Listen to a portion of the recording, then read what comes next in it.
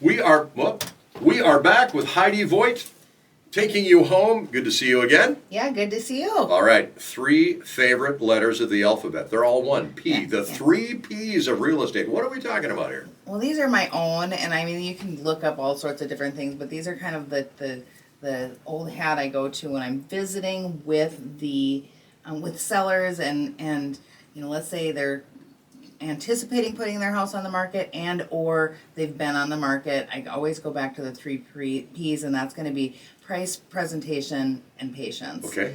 So the presentation portion of it kind of comes into play in the conversations when we're planning to list something and really hammering into people that there's things that you can do to make yourself stand out. Sure. A simple one would be clean your house. Having a clean house is a No big dishes in the sink. Yeah, is a big deal. But just cleaning up and getting things a little bit more turnkey ready, and looking at your home from the eyes of a consumer versus somebody that is just living there, because Right. it's a different concept, and it's looking at your ceilings and looking at the back garage exterior door where you go in when you're gardening, and does that door need to be wiped down? Just the detailing of a house, that's part of the presentation. And then we evolve into that presentation when we're actually taking photographs and staging and getting a house ready to put on market as well. Okay, so presentation is one thing, but updates are another, right? Because you can have a super clean, gorgeous house that was built in 1965. Yep. And you can have one that was built back in 2025, back on May. And if that new house is yucky and the old house is super clean and smells like $1,000,000, that's the one I'm buying. Well, it can be, and that you bring up updates, because sometimes people think we need to do all these updates, and I've sold homes where they have done the major big ticket items, Yeah. and the house isn't polished otherwise, and it struggles. Yeah. It struggles to sell because people want to walk into something and feel like I could walk and put my toothbrush in that drawer and not feel Yeah. like, I love character. Yeah. Right? And Yeah. so many new houses just don't have character. Yep, no, there is something to that. So I think that when we're looking at older homes, or homes that are not built in the last 10 years even, you are going to find different dynamics of updates and care. And there are circumstances where people just don't have the means to do the care, or they don't Right. have the talent to be good house caregivers. Well, the other P in that triangle is really you respond to that by price, because price is the solution to everything. Well, I was going to ask you, of these 3 P's, price, presentation, and patience, Yeah. is one of them the most important? Well, I think price is the solution to everything, Okay. but this is the thing, is that if you look in our own demographic right now, Okay. and let's say you have a lake home that is listed at 900,000.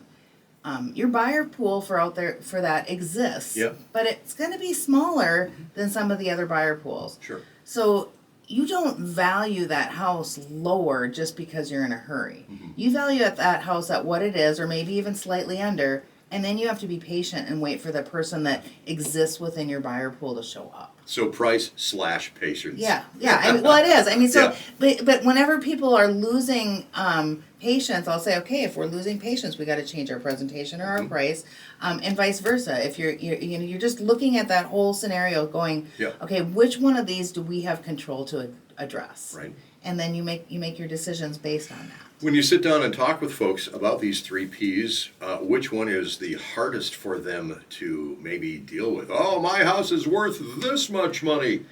Is it the price? Well, it is. It can be the price, but I think with pricing, we're able to give ranges. I think people are impatient, but I think that is a very natural reaction to what had occurred in the market 3-4 years ago, Okay. when things were selling super, super fast. Okay. So I think that the patience portion of it is that you have to educate people, saying the days on market on average are 42, but in your price pool, your days on average market is 110. You have to talk about Yes. some of those things. Especially if you're talking to rookies. Well, yeah. Because if you bought and sold a few houses, you understand Exactly. how it Yeah. can take a little bit of time. Yeah. Yeah, well, I think that you're absolutely right, and I do think that there are.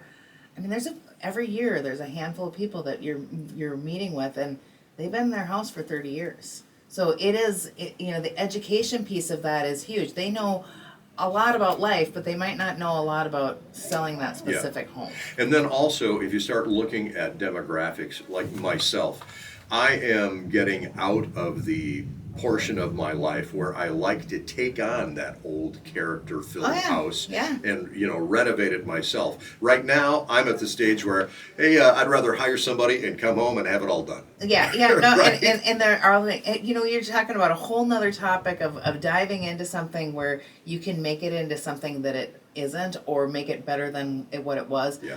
I think equity build is an opportunity for young people that is going to trend back into that affordability scenario that we talk about, where people will go in and say, I know that it's not specifically turnkey, but I'm going to get it there, and then I'm going to reap the benefits when I sell later on. We see this ebbs and flows, Yeah. don't we? This whole cycle just kind of comes around and goes around. Well, it sure does. I mean, we saw it in the early 2000s a lot, where almost every new construction home that you sold had an unfinished basement. Right. Absolutely. And then it changed, and then all of a sudden they were all finished, and everybody wanted everything finished. And now, in order to make them affordable, you're going back to these homes where they have unfinished basements. And that's a good opportunity for people. My first 3 homes were unfinished basements, and I built a garage on 2 of them. Yeah, And that's the way to go, man. Yeah, that sweat equity, it's the only way we ever would have been able to move on. For sure. So I think we have to pay attention to all the trends, but the gist of it is some of the stuff that we do is not rocket science. It's just a matter of telling people and being able to be honest with people, saying, this needs to be done. And if you don't have people to do it, here are some people I know that can help you. Heidi, I guess, we could talk for days, right? But there is a time limit on here. What's the best way to work with you at Voigt Johnson? Well, please call us at 320-774-2400, or you can reach out at, or check us out on the sorry. Go ahead. No worries. You can always check us out and see the gallery of agents we have on VoigtJohnson.com. Heidi, thank you. Do you want to redo that?